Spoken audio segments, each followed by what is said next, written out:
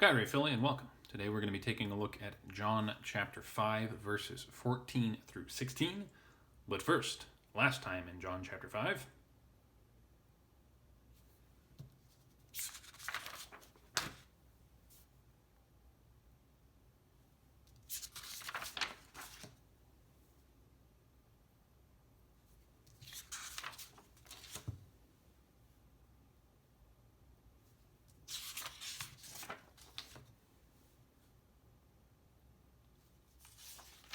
Here is our rubric, everything we look for as we go through the text. Let's get started.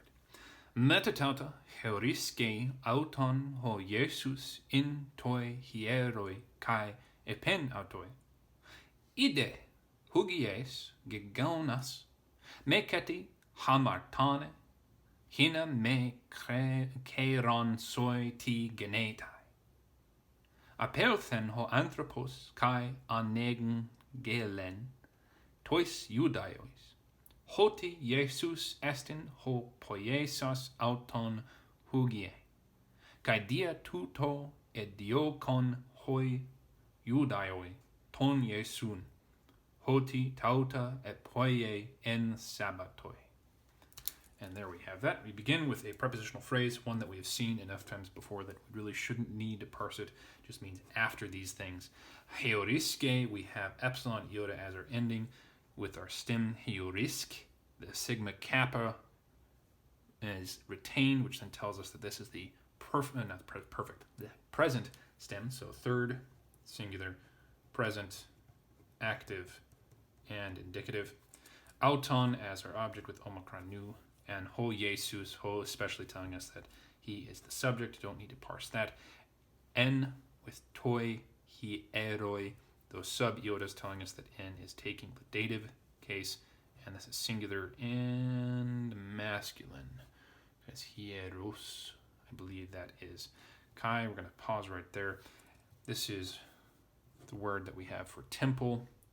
I think when we have hiereus, epsilon, upsilon, sigma as the ending, then that is what means priest. Pretty sure. But I'm going to write all that down. Epen, seen enough times before, along with autoi, no need to parse them. Entering direct speech here with ide. Ide is a exclamation. You can technically parse it. I don't remember precisely what it is. It's kind of like an imperative, but it means behold. Ecce is typically what we have in Latin to represent it. I'm not actually sure of any instance where Latin uses anything except ecce. Maybe at some points it uses age or something like that. But hugies, we have eta sigma right there for our nominative singular masculine ending. This would be hugies, hugies. Epsilon sigma would be used for the neuter. So technically ace could be feminine, except we know that he's talking to a male person. Auton right there. Gegonas, alpha sigma there for nominative singular. Reduplication of our first syllable, except the omicron always will change into an epsilon in this gegonas. So this reduplication tells us that it is a perfect tense. Alpha sigma already tells us that it is the participle. And it is active. Active? Yes, active, because this word is weird. Genomai, genesomai, egonomen, gegona.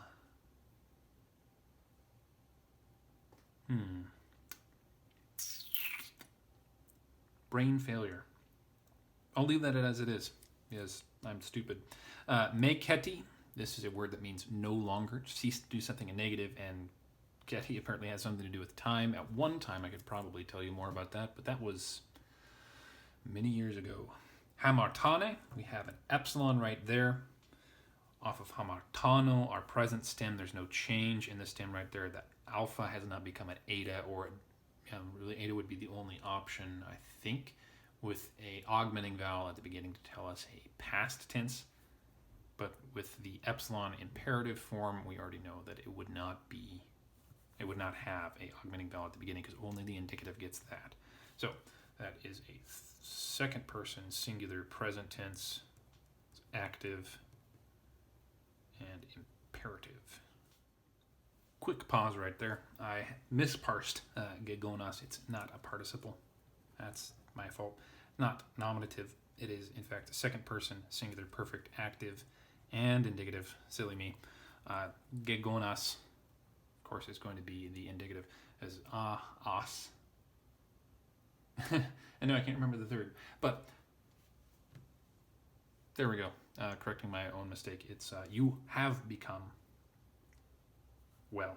And of course, perfect is telling us that in the past, it happened in the past and it's continuing into the present with the same effect there. Hine plus me tells us that we have a lest clause, which then we go and take a look at our verb. Genetai, tau, alpha, iota, the third person singular. And this is off the aorist stem. Deponent. And now I'm trying to remember. Is this indicative or is this subjunctive? The eta indicates that this should probably be subjunctive, especially since we've got a hine plus me clause. So I'm going to write down subjunctive. I don't, as I really ought to, but I don't remember the forms well enough.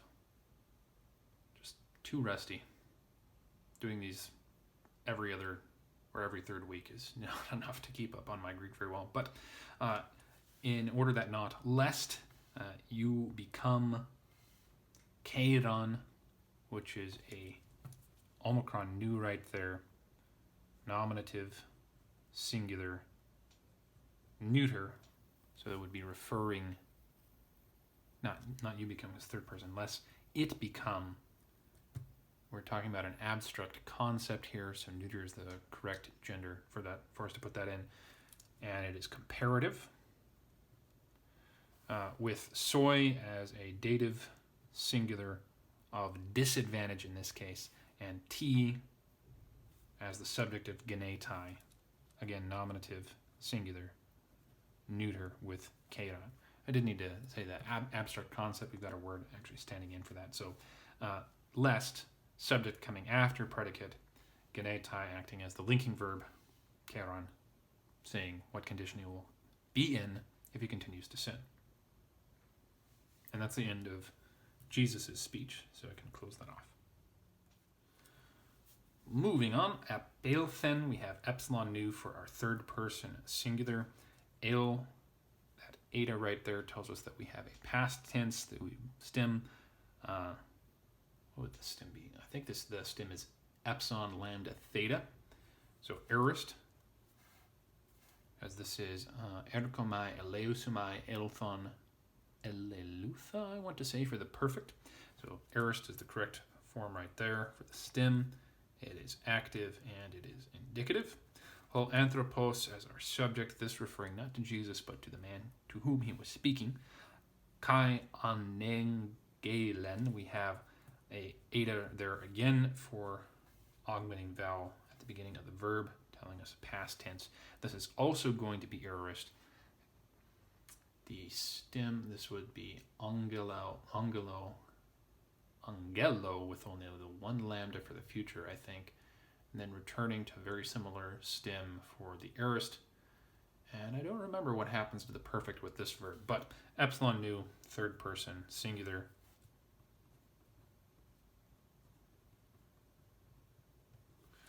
And then tois eudiois as the indirect object. This verb means to announce, so it's a speaking verb. It takes the indirect object. And then hoti will introduce what is being spoken. Jesus, estin, we don't need to parse either of those. Ho with poiesos. This one is actually going to be a participle, unlike that one.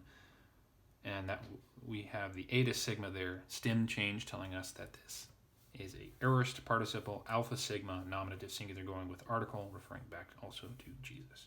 So nominative, singular, masculine, aorist, active. Participle, auton, direct object, don't need to parse it.